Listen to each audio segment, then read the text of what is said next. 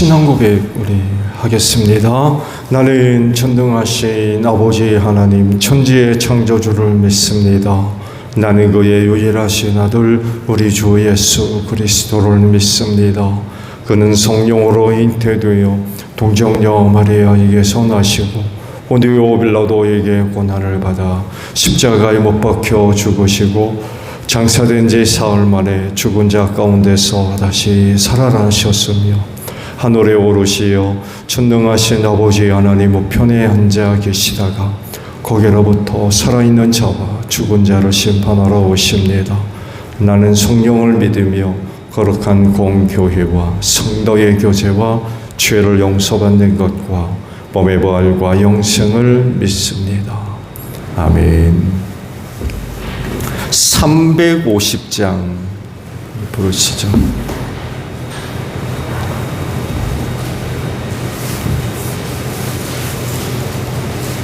찬송가 350장이에요.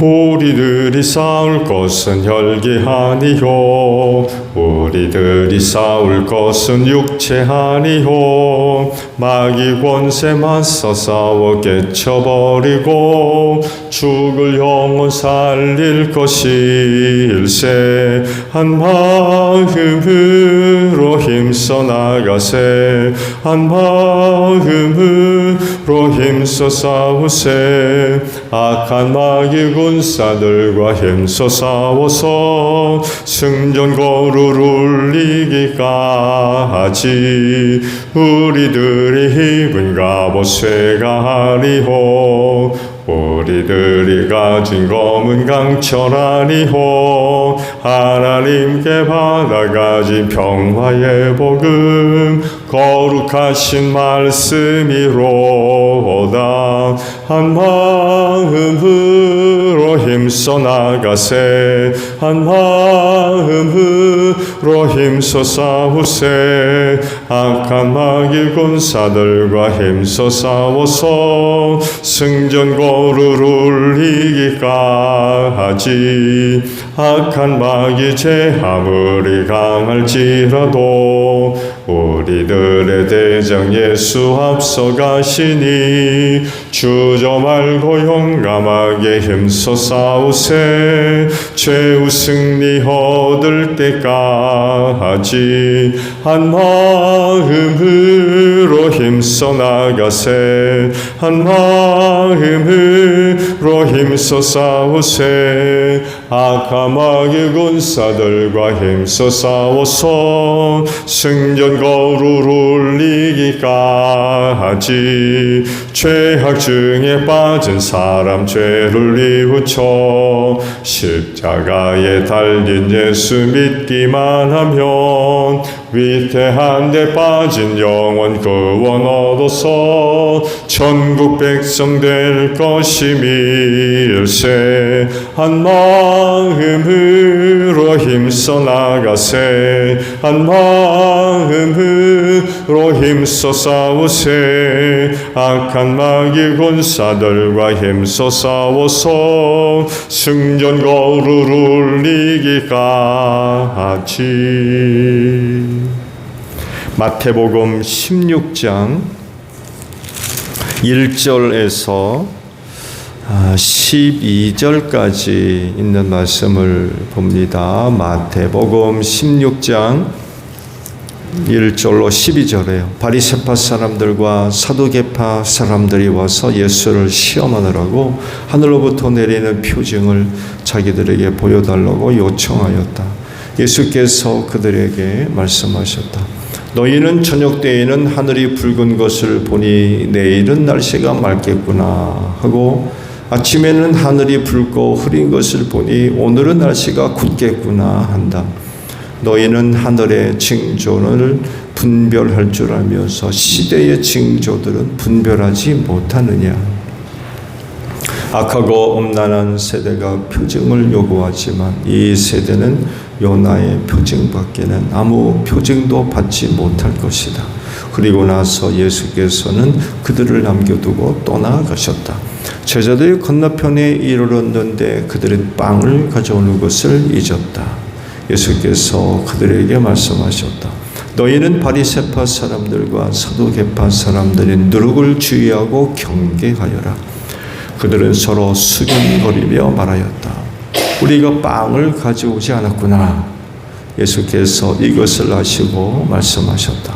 믿음이 적은 사람들아, 어찌하여 너희는 빵이 없다는 것을 두고 서로 수근거리느냐. 너희는 아직도 깨닫지 못하느냐. 5,000명이 먹은 그 빵 5개를 기억하지 못하느냐. 부스러기를 몇 광줄이나 거두었더냐.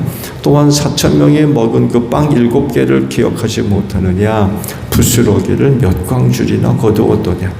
내가 빵을 두고 너희에게 말한 것이 아님을 너희는 어찌하여 깨닫지 못하느냐.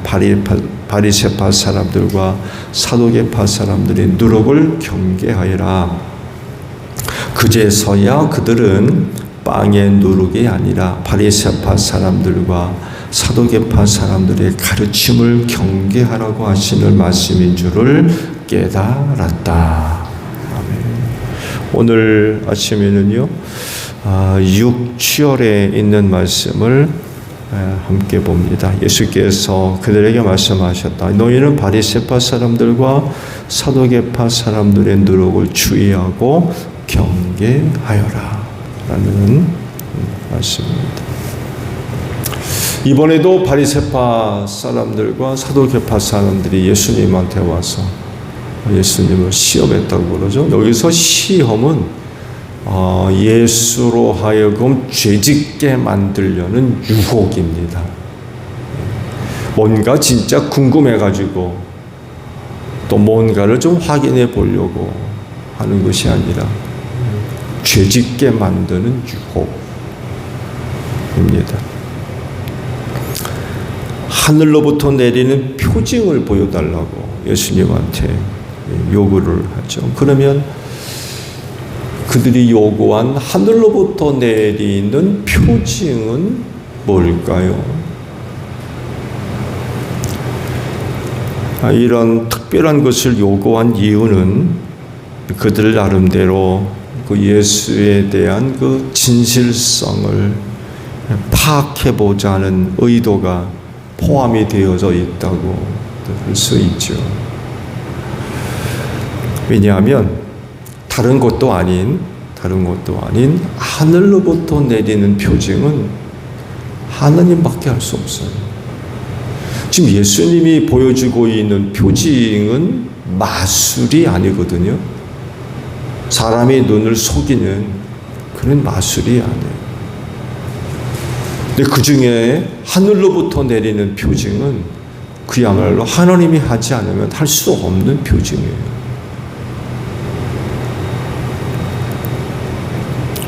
누구도 흉내낼 수 없는 거죠.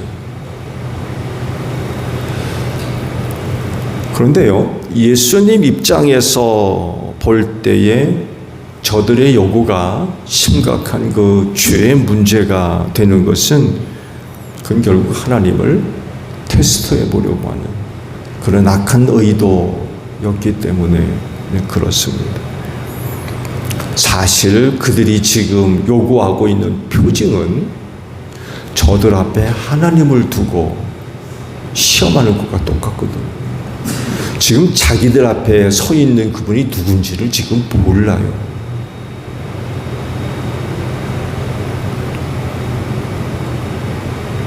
예수님께서 보실 때에 지금 저들이 요구하고 있는 표징을 구하고 있는 그 문제가 지금 하나님을 시험하는, 너희는 하나님을 시험하지 말라고 그러셨거든요. 그런데도 불구하고 하나님을 자기들 앞에 두고 지금 이런 표징을 구한다는 것은 하나님을 시험하는 것과 다를 바가 없는 그런 문제였기 때문에 그렇습니다. 결국 예수님으로부터 죄짓게 만들려 하는 이런 악한 의도라고 마태가 아주 정확하게 기록을 하고 있는 거죠. 예수로 하여금 죄짓게 만들려고 하는 유혹이었다는 거예요. 만약 그들의 유혹, 그들이 하는 유혹대로 예수께서 뭔가를 보여주려고 했다면 그야말로 하나님을 시험하는 꼴이 되었을 겁니다. 이런 악한 너희들을 예수께서 모를 리가 없죠. 이걸 또 마태가 아주 정확하게 보고 있었던 거죠. 그래서 단순히 테스트가 아닌 시험이었어요. 시험. 죄짓게 만드는 유혹이었던 거예요. 그 예수님이 응하겠어요? 응하지 않죠. 그들이 악한 너희들을 뻔히 알고 계시기 때문에 응할 수가 없는 거죠. 이런 경우가 두 번째죠. 그렇죠? 12장에서도 이들이 와가지고 표징을 보여달라고 그랬거든요. 근데 사실 예수님이 표징을 안 보여줬느냐? 안 그렇죠? 표징을 여러 차례 보여주셨어요. 그런데도 안 믿으면 그들이 요구한 대로 이번에 그 표징을 보여주면 믿을 거냐? 아니라는 거예요. 왜? 믿으려고 보여달라는 게 아니라 예수로 하여금 죄짓게 만들려는 요구였기 때문에 예수님이 응할 리가 없죠. 보여줘도 안 믿기 때문에. 보여줘도. 믿을 사람이었으면 벌써 믿었죠. 네, 믿을 사람 같았으면 벌써 믿었을 겁니다. 그러면 예수님이 보시던 시대의 징조는 또 뭘까요? 그들의 그런 요구에 대해서 지난번과 같이 똑같이 대답을 하시죠. 이 세대는 요나의 표징밖에는 볼 것이 없을 거다.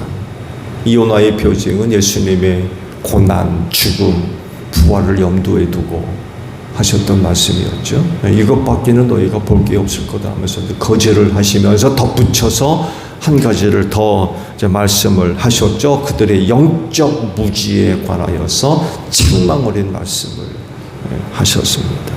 하늘의 징조는 너희가 볼 줄 알지 않느냐? 날씨가 맑을 거냐 굳을 거냐, 하늘에 나타나는 여러 가지 모습을 보고 그런 것들은 너희가 구분할 줄 알면서 시대의 징조는 어떻게 볼 줄 모르느냐, 그런 말씀을 하셨어요.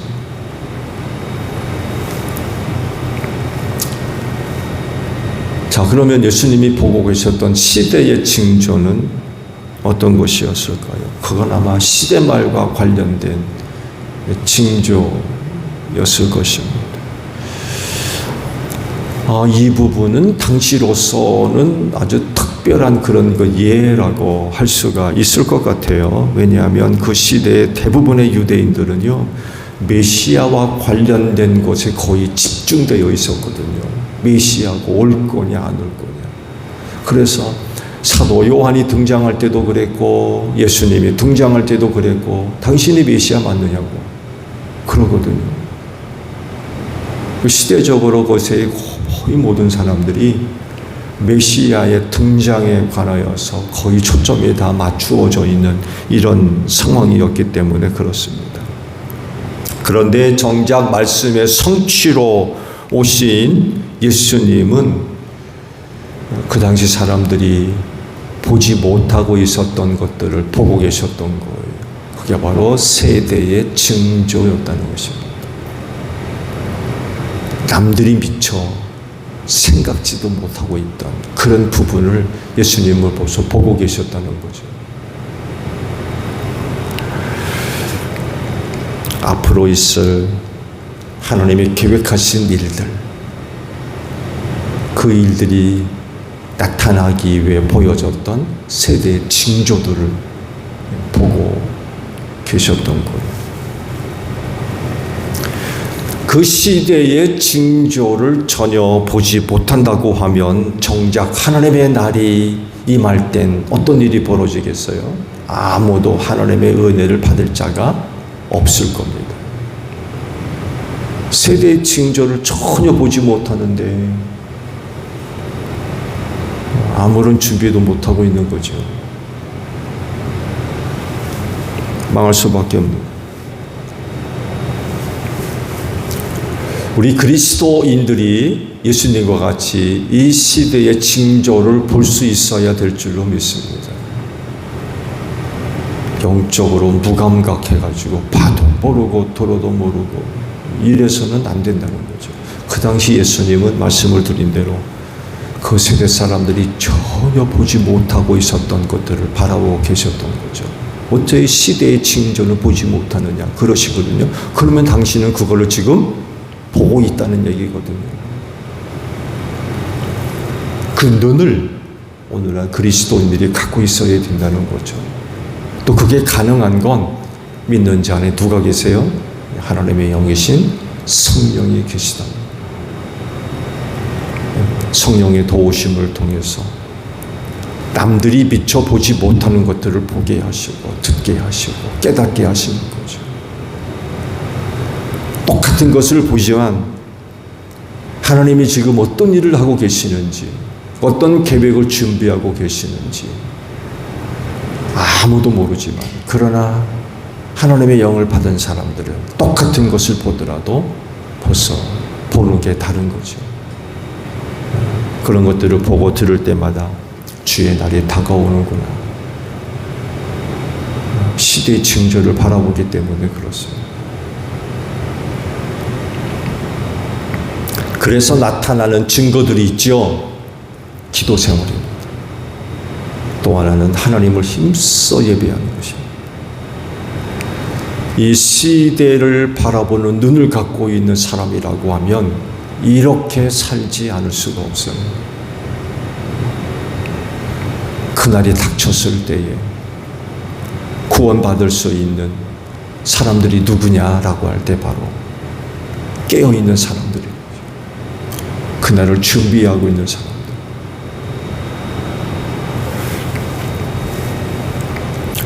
5절을 보게 되면 제자들에게 해프닝이 하나 일어나죠. 호수 건너편으로 가면서 빵을 준비하지 않았다는 거예요. 아차, 빵을 준비 못했구나. 이런 일이 벌어진 거죠. 하나의 해프닝이지만요, 이게 다른 사건들과 연결될 때에는 의미가 상당히 커요. 왜 그럴까요? 제자들이 빵을 갖고 오지 않은 해프닝, 그냥 해프닝으로 끝나지 않는다는 거예요. 이게 왜 다른 사건들과 연결될 때의 의미가 클까요? 생각해 보세요. 뭘까요?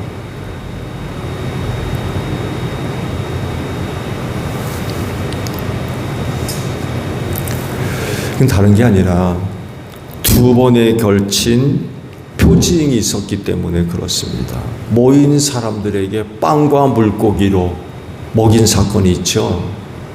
오병이어. 그리고 4,000명을 먹이신 그런 그 사건들이 있었죠. 그때마다 예수께서 제자들에게 이런 말씀을 하셨어요. 오병이어 때에는요, 너희가 그들에게 먹을 것을 주어라 그러셨고요. 4,000명을 먹이실 때에는 너희에게 빵이 몇 개 있느냐라고 찾으시고 물으셨어요. 제가 더 이 문제를 잠깐 다뤘는데 왜 제자들한테 이런 말씀을 하신 걸까요? 오병이어와 4,000명을 먹이실 때 나온 빵과 물고기가 어떻게 나왔는지를 설명하는 말씀이 이 5절에 있는 말씀이에요. 아니, 왜 남대없이 제자들한테 너희가 그들에게 먹을 것을 주라고 말씀하셨는지, 왜 너희들한테는 빵이 몇 개가 있는지 찾으셨는지, 난데없이 제자들한테 그런 말씀을 하셨을까라고 하는 궁금증을 풀어주는 게 바로 오늘 5절에 있는 말씀이에요. 그러니까 예수 공동체가 어디로 이동할 때 제자들이 뭘 준비해요? 빵을 준비했었다는 거예요. 빈손으로 그냥 움직이고 이동하지 않았다는 거예요. 적어도 그 공동체가 먹을 수 있는 최소한의 양식, 그게 간식이 될 수도 있고 비상식량도 될 수 있어요. 이걸 항상 준비하고 다녔다는 거예요. 이걸 누가 알고 계세요? 예수님이 알고 계셨던 거예요. 우리가 움직일 때마다 우리의 공동체를 위해서 최소한의 양식은 준비하고 있었다는 것을 예수께서 알고 계셨던 거예요. 그리고 이를 위해 누가 돈주머니를 맡아요? 가룟사람 유다가 돈주머니를 맡고 이런 문제들을 관리하고 있었던 거예요. 많은 건 아니었을 거예요. 최소한의 양식, 그리고 급할 때에 먹을 수 있는 비상식량 정도의 의미를 갖고 있는 그런 그 양식들을 준비를 하고 있었던 거예요. 이걸 예수께서 아셨기 때문에 그 문제를 하기 위해서 너희가 그들에게 먹어라, 너희 가운데 빵이 몇 개나 있느냐라고 확인하셨던 이유가 바로 여기에 있었던 거예요. 그러면은 제자들이 호수 건너편에 가서 야 우리가 빵을 안 갖고 왔구나 라고 하는 해프닝이 왜 벌어졌는지 아시겠죠?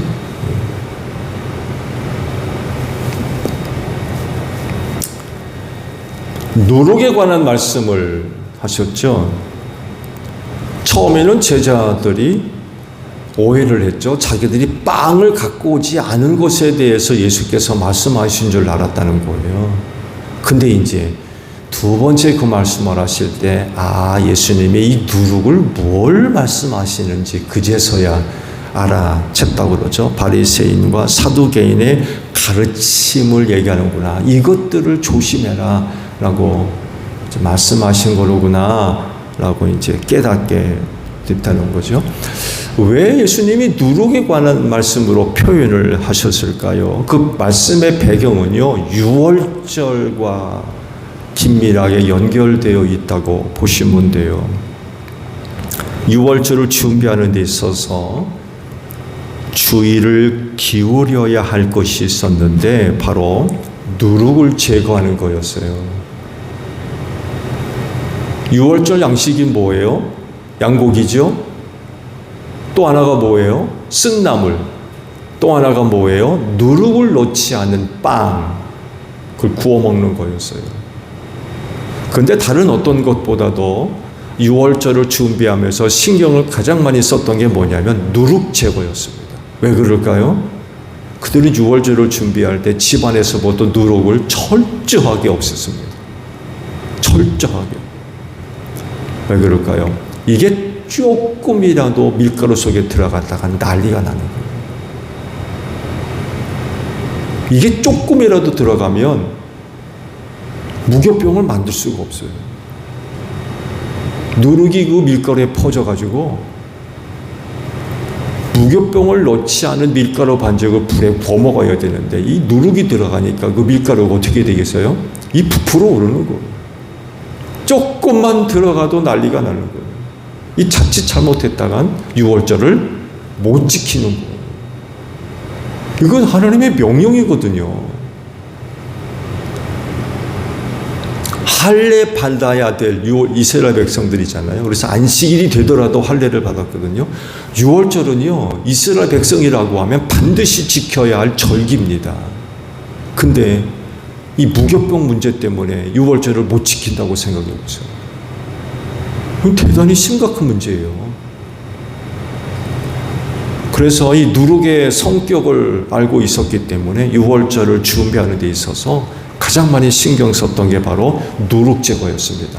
조금이라도 남아있다가 난리가 나기 때문에 이건 철저하게 제거를 했던 거죠. 이거를 배경 삼아서 제자들에게 바리새파와 사두개인들의 가르침을 조심해라 라고 말씀을 하셨는데 결국 무슨 의미예요?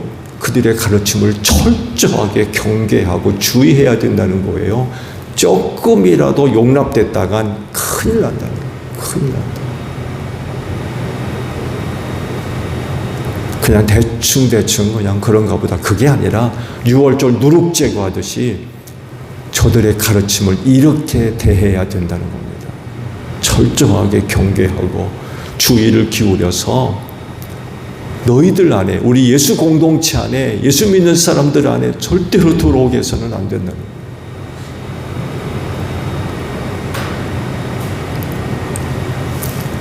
이렇게도 말씀하실 수밖에 없는 이유는요, 지금 지금까지 살아오면서 장로들의 교훈을 따르며 살아왔거든요. 지금까지. 근데 예수는 그걸 조심하라고 하는 거예요. 그걸 조심해. 평생을 그렇게 살아왔거든요. 평생. 이 사람들이 만들어 놓은 규정, 그걸 지키면서 하나님의 말씀보다도 오히려 사람들이 만들어 놓은 규정을 더 지키며 살아왔던 거예요.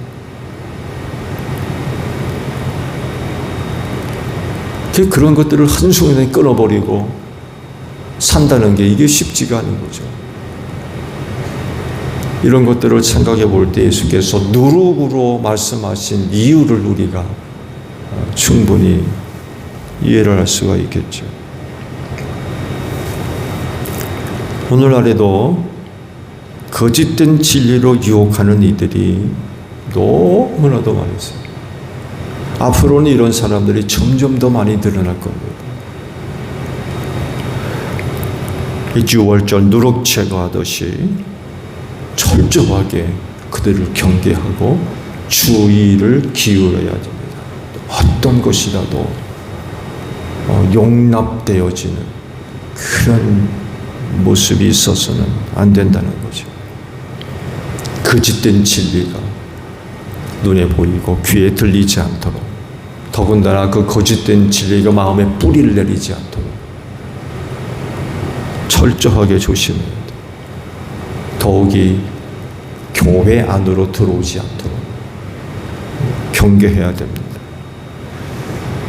누룩대하듯 그들에 대한 태도는 철저하고 명확해야 됩니다. 사람 생각한다고 그런 저들을 용납하고 이해? 그런 게 어디 있습니까? 그건 누룩지어 가는 게 아니에요.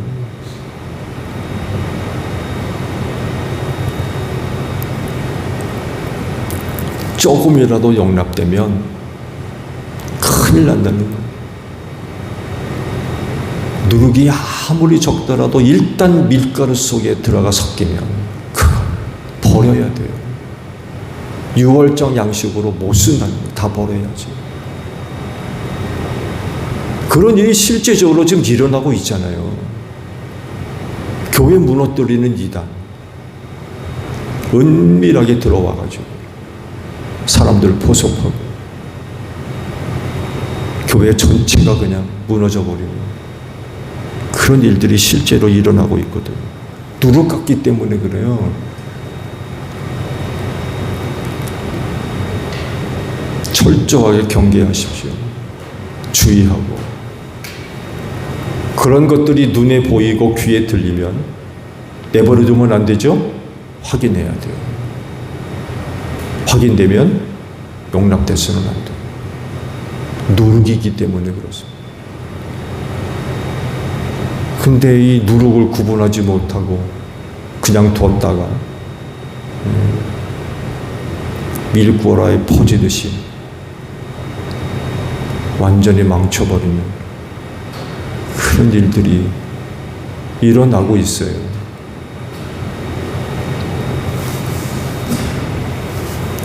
여러분 자신을 누룩으로부터 잘 지키시기 바랍니다. 뿐만 아니라 우리 제1교회를 누룩으로부터도 잘 지킬 수 있는 여러분들이 되시기를 바랍니다. 주기도문 합니다. 하늘에 계신 우리 아버지, 아버지의 이름을 거룩하게 하시며 아버지의 나라가 오게 하시며 아버지의 뜻이 하늘에서와 같이 땅에서도 이루어지게 하소서. 오늘 우리에게 일용할 양식을 주시고 우리가 우리에게 잘못한 사람을 용서하여 준 것 같이 우리 죄를 용서하여 주시고 우리를 시험에 빠지지 않게 하시고 악에서 구하소서. 나라와 권능과 영광이 영원히 아버지의 것입니다. 아멘. 기도하겠습니다.